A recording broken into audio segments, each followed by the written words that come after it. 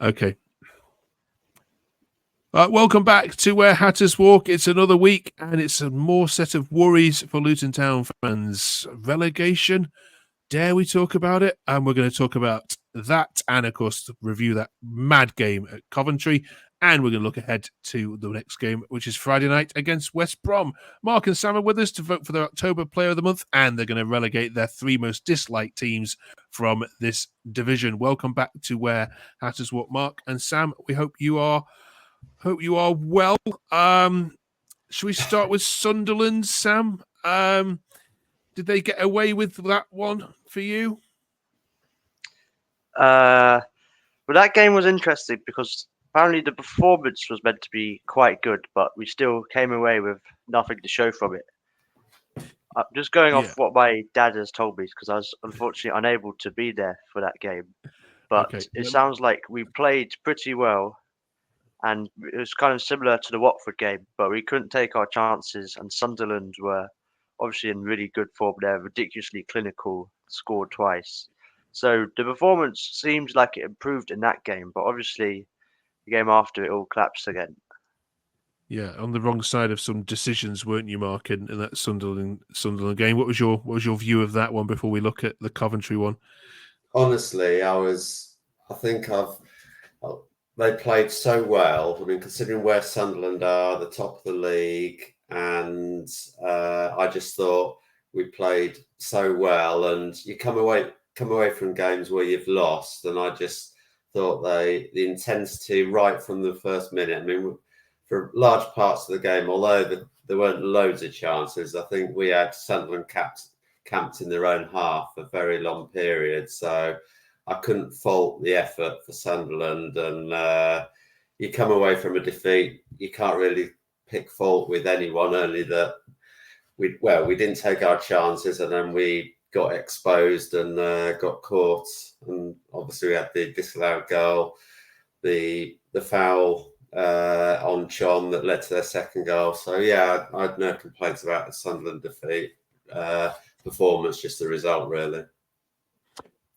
Okay, fast forward then to Coventry, which was Saturday lunchtime. I know a couple of days have expired since then, but you went 2-0 up. I don't know how, to be honest, because I thought Coventry were sensational. What a bizarre game, Mark. Where'd you start with this one? Where do I start? I mean, first thing I would say was Coventry dominated and they deserved it. And I thought we were fortunate to be 1-0 up, and to go in at halftime 2-0. I just thought, maybe it's going to be our day. But I think the thing is that as soon as it went 2-1, like everyone that I know was expecting us to lose, which is, it's not great when there was just no the pressing.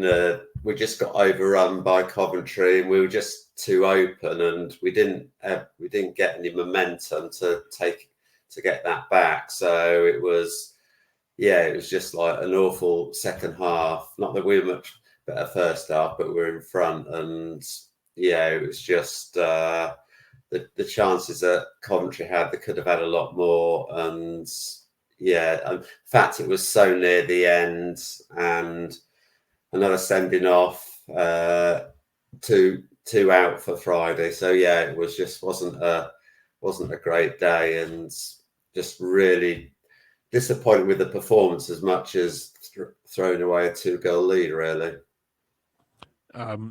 It's head scratching, Sam, for neutrals. It must be doubly head scratching for you guys to see a good performance one day and then 4 days later put in such a net one. People were struggling with the style as well. Hoofball, I think, was mentioned a few times. This one from Richard. We didn't deserve to be 2-0 up, as Coventry were much better than us. The football we're playing at the moment is devoid of any creativity. It is hoofball.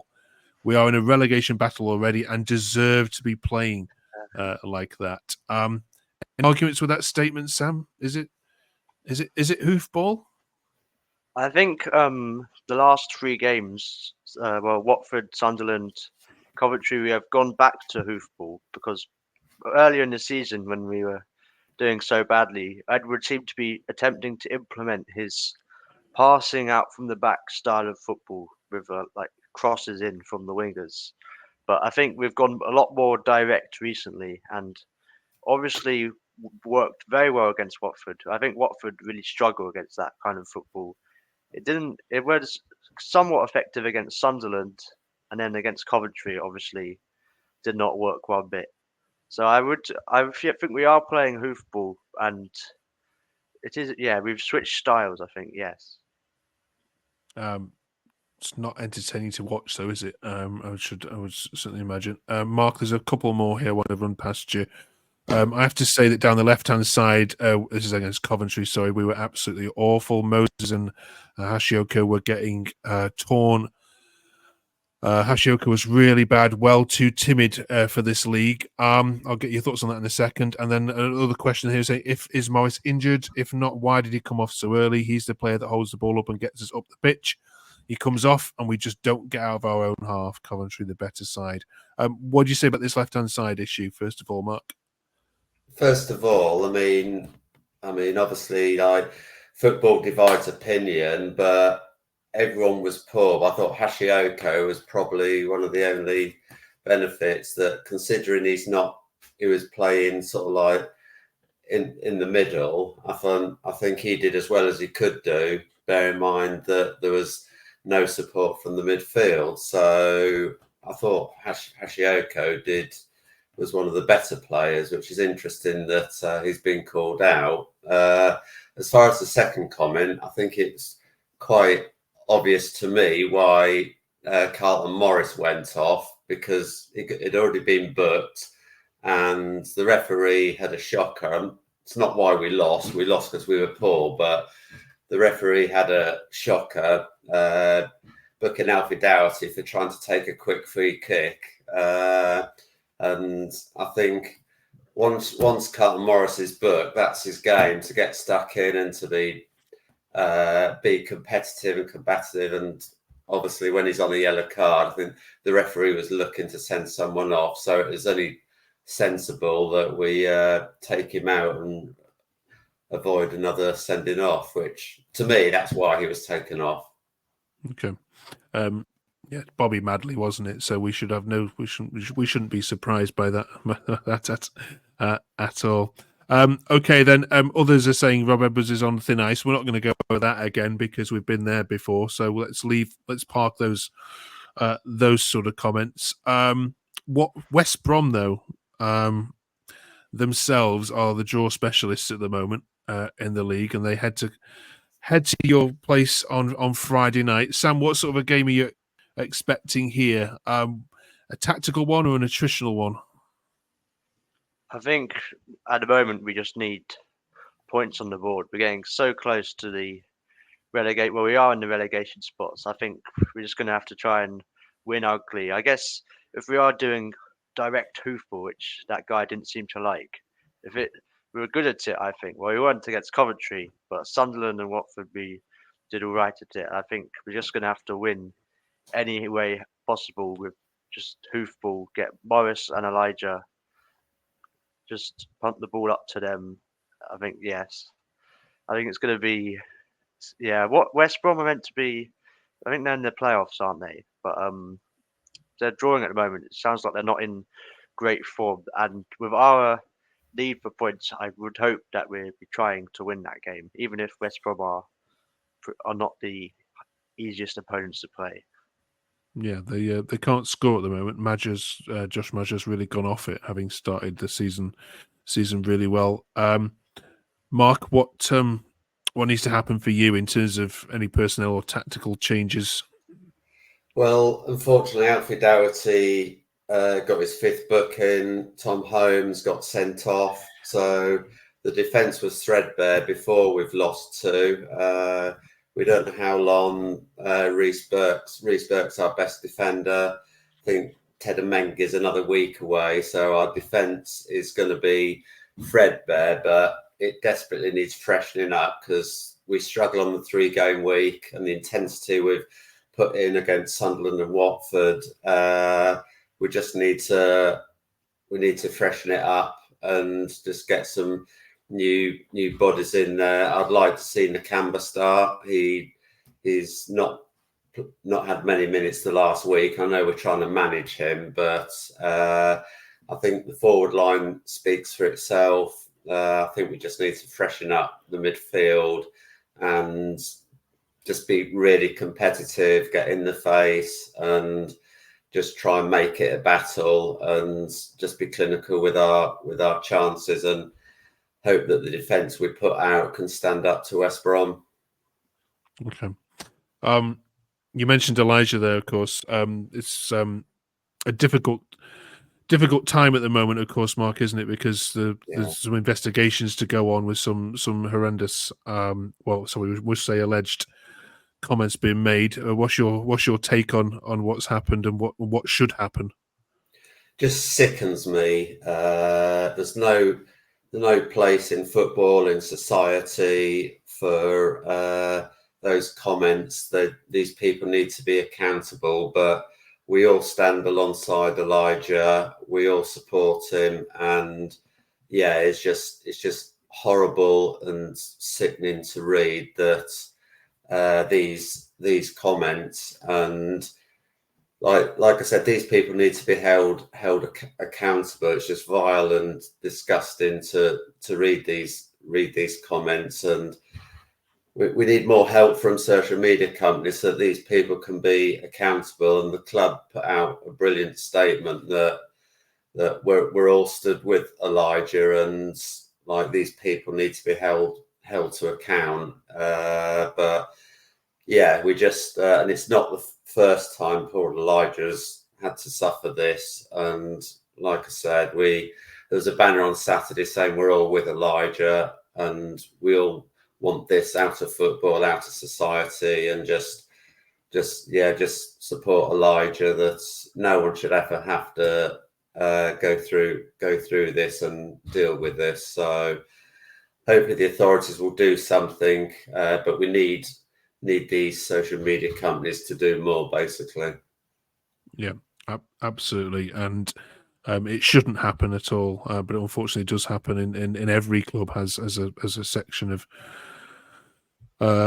fans who sit behind a keyboard and think they are they can say whatever they want. We hope the club gets to the bottom of it, and we hope these fans are given lifetime bans, whoever they support, wherever they come from. Thank you very much, both of you. October Player of the Month, before we let you go, Sam. We've had some good performances in October. There's some stinkers as well. Who would you give the Player of the Month to? Yeah, it's quite tough. I don't think we've had a great month other than Watford. I probably would give it to Tom Krause. I think he's been pretty good in that midfield. He's had to carry it by himself at times. I think I would go for Krause. Okay, good shout. Mark? It's a really difficult choice this month. I think Carlton Morris has been a man mountain, like holding the ball up, and I know he hasn't played all the month, but his performances, Watford, Sunderland, and linking up. So probably Carlton Morris, I'd say. Okay, all right, good stuff. And for a little bit of fun this week, there being Halloween, we're asking you to be a little bit evil and tell us the 3 teams which you would like to get rid of from the division. This is not the predictions who will, but this is, come on, who winds you up the most? Which fan bases deserve a spell down in League One? No prizes for guessing which one of the names you're gonna put forward. But Sam, who joins the Hornets on your list? Well, yeah, obviously Watford take up a spot, and then I think QPR take up another spot. So then the third spot, I guess, I think I would go for Bristol City, because they don't offer much to the league. They're always mid-table, and their fans were getting very cocky when they signed Naismith, and they're still in mid-table and not doing great. All right, cheers, Mark. Oh, well, obviously the first one doesn't need any working out, but I think Stoke City, just the way the club's run, and that they think that they're a bigger club, and yeah, I think probably the third one, like, and it would never happen, but like everyone's going on about how Leeds deserve to be in the Premier League, and the Premier League's better with Leeds in the up there. So nothing. So I'd probably say Leeds United just for that reason alone. That they're a big club, and to some they're too good for the Championship. But Okay. All right, fair enough. There's three teams that have put you down there. Obviously, Watford did it. QPR, of course, did it as well, and Plymouth did as well, saying that you were old League One buddies or something. Those three put you down. Right. All right. Thank you very much for joining us then. Enjoy the game against West Brom. We'll be watching Friday night ourselves, with it being the Sky Live game. So, make it a good one, please. We enjoyed Norwich Borough this weekend, so we don't want any nil-nillers. All right. Cheers for reviewing all that with us. Thank you very much for watching. Drop us a subscribe if you haven't yet done so already. We'll see you next week. Thank you, fellas. Bye.